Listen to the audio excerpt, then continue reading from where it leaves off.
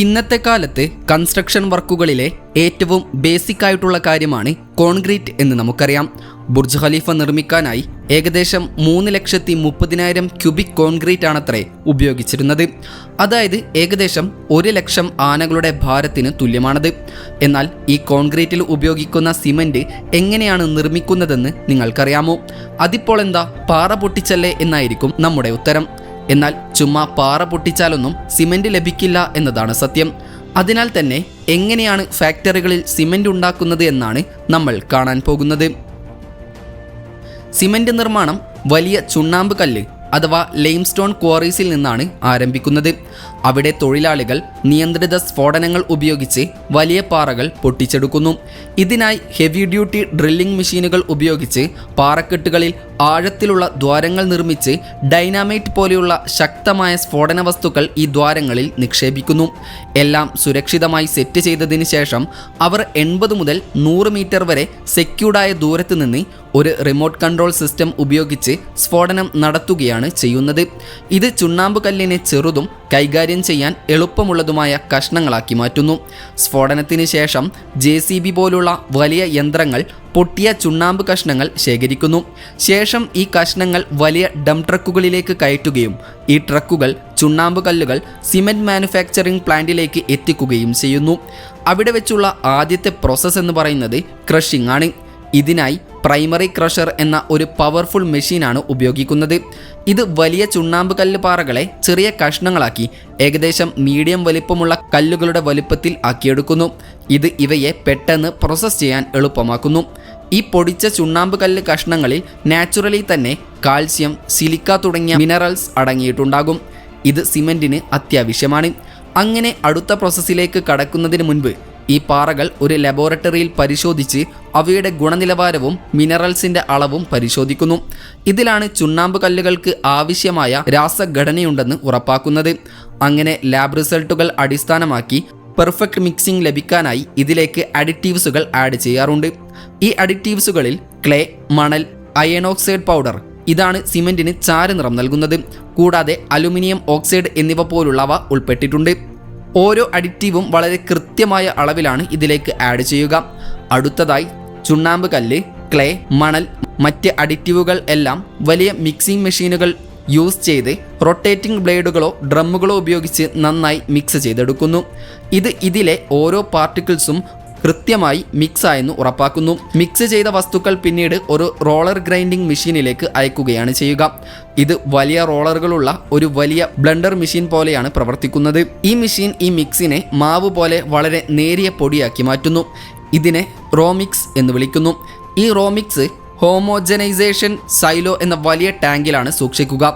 ഇതിന് ആയിരക്കണക്കിന് ton powder ഉൾക്കൊള്ളാൻ കഴിയും.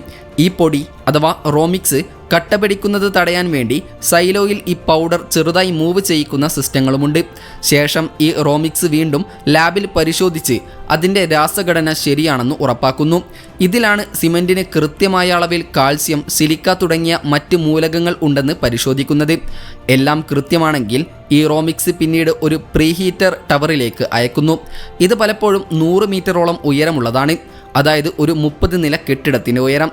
ഈ ടവറിനുള്ളിൽ വെച്ച് ഈ പൊടി ഏകദേശം 850 ഡിഗ്രി സെൽഷ്യസിൽ ചൂടാക്കുന്നു. അങ്ങനെ ഈ റോമിക്സ് മുകളിൽ നിന്ന് ഒരുപാട് ചേംബറുകളിലൂടെ സാവധാനത്തിൽ താഴേക്ക് എത്തുകയാണ് ചെയ്യുന്നത്. കൂടാതെ താഴെയുള്ള ഒരു കിൽനിൽ അഥവാ നമ്മൾ മലയാളത്തിൽ ചൂളയടുപ്പ് എന്നൊക്കെ വിളിക്കുന്ന സംവിധാനത്തിൽ നിന്ന് വരുന്ന ചൂടുള്ള വായു മുകളിലേക്ക് വീശുകയും പൊടി താഴേക്ക് പതിക്കുമ്പോൾ അതിനെ ചൂടാക്കുകയും ചെയ്യുന്നുണ്ട്. ഈ ചൂടുള്ള വായു യഥാർത്ഥത്തിൽ കിൽനിൽ നിന്ന് പുറന്തള്ളുന്ന വാതകമാണ്. അതിനാൽ തന്നെ ഇത് ഉപയോഗിക്കുന്നത് ഫ്യുവൽ ലാഭിക്കുകയും ഈ പ്രോസസ്സ് കൂടുതൽ എളുപ്പത്തിലാക്കാൻ സഹായിക്കുകയും ചെയ്യുന്നു. അങ്ങനെ ഇതെല്ലാം കഴിഞ്ഞ് പൊടി താഴെ എത്തുമ്പോഴേക്കും അത് വളരെ ചൂടുള്ളതായിരിക്കും. അങ്ങനെ പ്രീഹീറ്ററിൽ നിന്ന് ചൂടുള്ള റോമിക്സ് ഒരു റോട്ടറി കിൽനിലേക്ക് കടത്തിവിടുന്നു.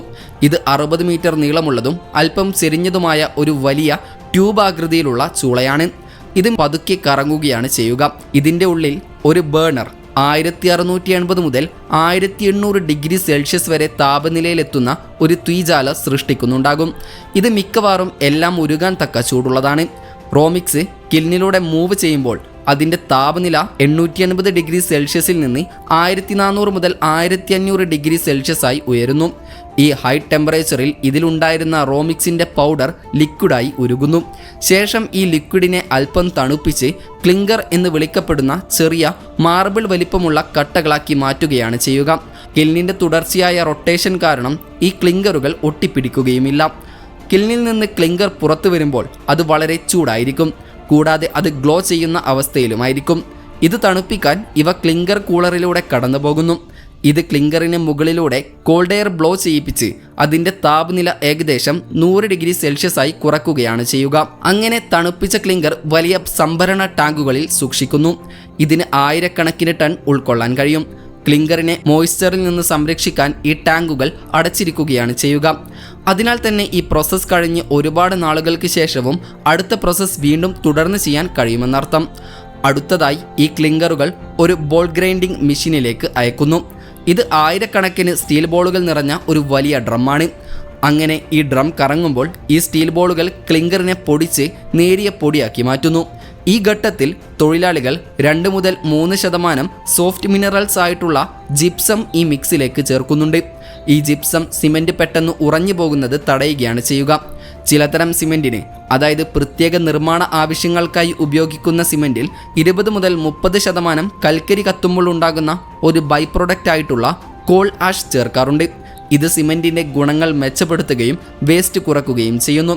അങ്ങനെ ഈ പൊടി പിന്നീട് ഒരു സെപ്പറേറ്റർ മെഷീനിലേക്ക് കടത്തിവിടുകയാണ് ചെയ്യുക. ഇത് ഒരു അരിപ്പ പോലെ പ്രവർത്തിക്കുകയാണ് ചെയ്യുന്നത്. ഇത് നേരിയ സിമെൻറ്റ് കണികകളെ അരിച്ചെടുക്കുകയും വലിയ കണികകളെ കൂടുതൽ പൊടിക്കുന്നതിനായി ബോൾ ഗ്രൈൻഡിംഗ് മെഷീനിലേക്ക് തിരികെ അയക്കുകയും ചെയ്യുന്നു. അതിനാൽ തന്നെ ഈ പ്രോസസ്സ് സിമെൻറ്റിൻ്റെ സ്മൂത്തിങ് കൺസിസ്റ്റൻസി നിലനിർത്തുന്നു. ഇത് സിമെൻറ്റിൻ്റെ ബലത്തിനും ഗുണനിലവാരത്തിനും അത്യാവശ്യമാണ്. ഇതാണ് നമ്മൾ ഉപയോഗിക്കുന്ന സിമെൻറ്റുകൾ. തുടർന്ന് ഈ സിമെൻറ്റ് വലിയ സിമെൻറ്റ് സൈലോകളിൽ സൂക്ഷിക്കുകയാണ് ചെയ്യുക.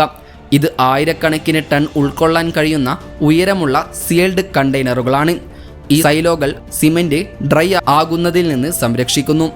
അങ്ങനെ ഈ സിമെൻറ്റുകൾ മാർക്കറ്റുകളിലേക്ക് പാക്ക് ചെയ്യാൻ സമയമാകുമ്പോൾ ഒരു ഓട്ടോമാറ്റിക് ഫില്ലിംഗ് മെഷീൻ പ്ലാസ്റ്റിക് ബാഗുകളിലോ ചാക്കുകളിലോ സിമെൻറ്റ് നിറക്കുകയാണ് ചെയ്യുക. വലിയ കൺസ്ട്രക്ഷൻ പ്രോജക്റ്റുകൾക്ക് ഈ സിമെൻറ്റുകൾ പാക്ക് ചെയ്യുന്നതിന് പകരം പ്രത്യേകമായ സിമെൻറ്റ് ടാങ്കറുകളിലോ ട്രെയിൻ കാറുകളിലോ അയക്കുകയാണ് ചെയ്യുന്നത്. ലോകത്ത് ഏറ്റവും കൂടുതൽ സിമെൻറ്റ് പ്രൊഡ്യൂസ് ചെയ്യുന്ന രാജ്യമെന്നത് ചൈനയാണ്. 2023 ഏകദേശം 2100 മില്യൺ മെട്രിക് സിമെൻറ്റാണ് ചൈന പ്രൊഡ്യൂസ് ചെയ്തിരുന്നത്. ഇതിൽ 2ാം സ്ഥാനത്ത് നിൽക്കുന്നത് നമ്മുടെ ഇന്ത്യയാണ്. 2023 ഏകദേശം 330 മില്യൺ മെട്രിക് ടണ്ണോളം സിമെൻറ്റാണ് ഇന്ത്യ ഉൽപ്പാദിപ്പിച്ചിരുന്നതത്രേ. ഏതായാലും നിങ്ങൾ ഉപയോഗിച്ചതിൽ വെച്ച് ഏറ്റവും ബെസ്റ്റ് സിമെൻറ്റ് ബ്രാൻഡ് ഏതാണെന്ന് കമൻറ്റ് ചെയ്യാൻ മറക്കരുത്. വീഡിയോ ഇഷ്ടപ്പെട്ടാൽ വീഡിയോക്ക് ലൈക്ക് ചെയ്യാനും വീഡിയോ ഷെയർ ചെയ്യാനും നമ്മുടെ ഈ ചാനൽ സബ്സ്ക്രൈബ് ചെയ്യാനും വിട്ടുപോകരുത്. അപ്പോൾ മറ്റൊരു ഇൻഫോർമേറ്റീവായ വീഡിയോയുമായി വരുന്നത് വരെ ഗുഡ് ബൈ.